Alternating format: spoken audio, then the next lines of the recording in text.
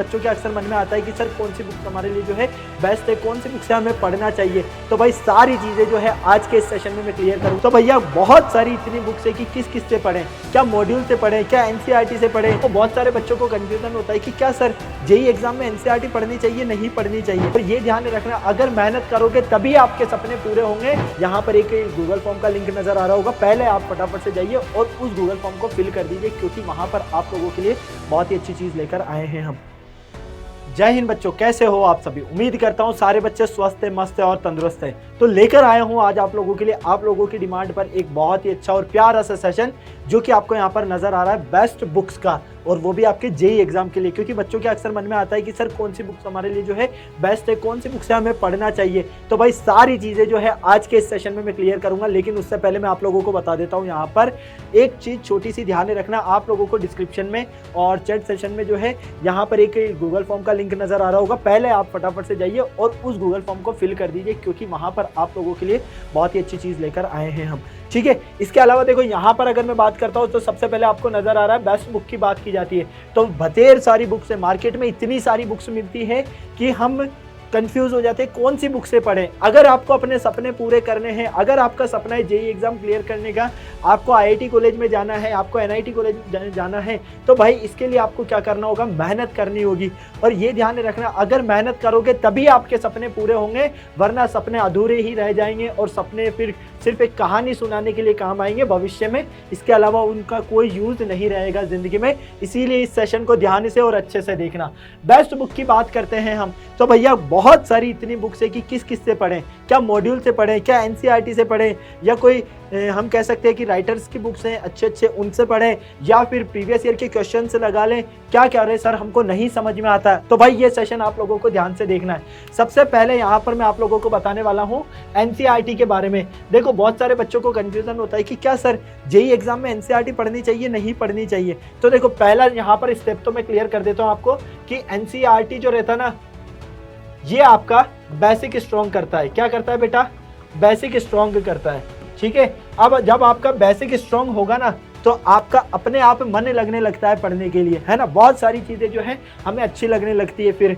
तो यहाँ पर सब्जेक्ट्स के अकॉर्डिंग वेटेज में बता देता हूँ, लगभग 8 से 9% जो है आपका जेईई एग्जाम में क्वेश्चन एनसीईआरटी से पूछा जाता है। मैथ्स में 20 से 21% क्वेश्चन जो है आपका फिजिक्स में पूछा जाता है। ठीक है, और 60% का रोल जो है एनसीईआरटी केमिस्ट्री में आपका यहाँ पर प्ले करती है। तो केमिस्ट्री के लिए तो आपको एनसीईआरटी पर सबसे ज्यादा फोकस करना चाहिए। अब हम बात करते हैं पर्टिकुलर सब्जेक्ट्स के अकॉर्डिंग कि मैथ्स के लिए और कौन सी बुक हमारे लिए बेस्ट है, केमिस्ट्री के लिए कौन सी है, फिजिक्स के लिए कौन सी है।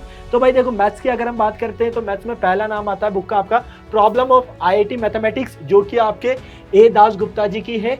इस बुक को आप लोगों को जो है लगाना चाहिए। यहाँ से आप लोगों को एक बात अपने दिमाग में बिठा लेनी है कि अगर आप कोई एक बुक फॉलो कर रहे हैं तो फिर वही करना, ऐसा नहीं है कुछ इससे कुछ इससे कुछ इससे, ऐसे तो फिर आप बड़े कंफ्यूज जो है हो जाओगे।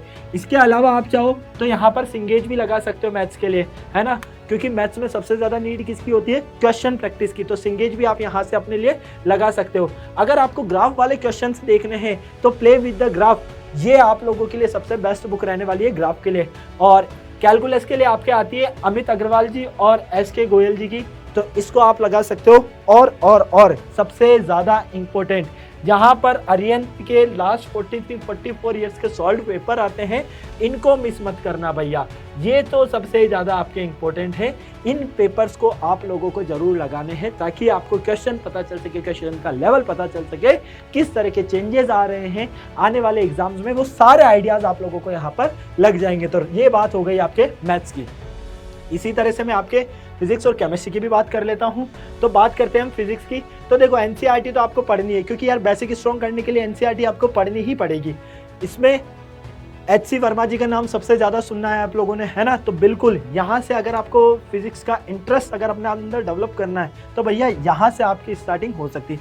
इसके अलावा डीसी पांडे जी की भी आप लगा सकते हो। और एक मोस्ट इंपॉर्टेंट बुक आती है इरोडो, ठीक है, ये आपको लगानी चाहिए भैया। इससे आपकी फिजिक्स जो है बिल्कुल स्ट्रांग होगी और आपको पता चलेगा कि यार वाकई में फिजिक्स क्या है, किस तरह के फिजिक्स के क्वेश्चंस आते हैं, फिजिक्स का लेवल क्या है, वो सारा आपको इस बुक के अंदर यहाँ पर मिलने वाला है।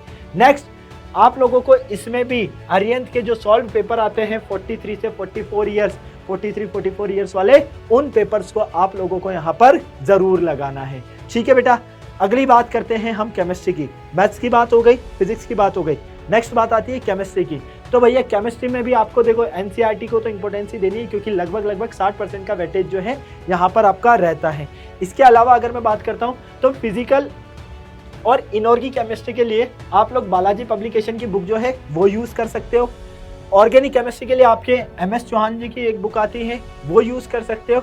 और इसके अलावा तो आपको मैंने बताया ही है यहाँ पर अरिहंत के 43 से 44 ईयर्स वाले जो सॉल्व पेपर है इनको लगाना, चाहे बात फिजिक्स की हो, चाहे केमिस्ट्री की हो, चाहे मैथ्स की हो, इन पेपर्स को लगाना मत भूलना भाई, क्योंकि यहाँ पर ये पेपर बहुत ज़्यादा इंपॉर्टेंट रोल प्ले करते हैं, ये ध्यान रख लेना। ठीक है, तो बात मैंने आप लोगों को बता दी है यहाँ पर, चाहे फिजिक्स हो, चाहे केमिस्ट्री हो, चाहे मैथ्स हो, सभी में आपको मैंने बुक्स का आइडिया दे दिया है। अगर आप हिंदी मीडियम वाले बच्चे हैं, आपको पूरी बुक हिंदी में ही चाहिए, क्योंकि ये बुक्स के ज़्यादा चांसेस जो है आपके इंग्लिश में मिलने के रहते हैं। HC वर्मा जी का तो फिर भी हिंदी का वेरिएंट मिल जाएगा आप लोगों को। तो आप लोगों को क्या करना है भैया, RLS की बुक आती है, आप चाहो तो उसको भी लगा सकते हो हिंदी मीडियम वालों के लिए। ठीक है, और अगर आप थोड़ी बहुत अपनी इंग्लिश में फाइट मार सकते हो तो मैं कहूँगा कि यार इन बुक्स की तरफ आप जरूर जाना।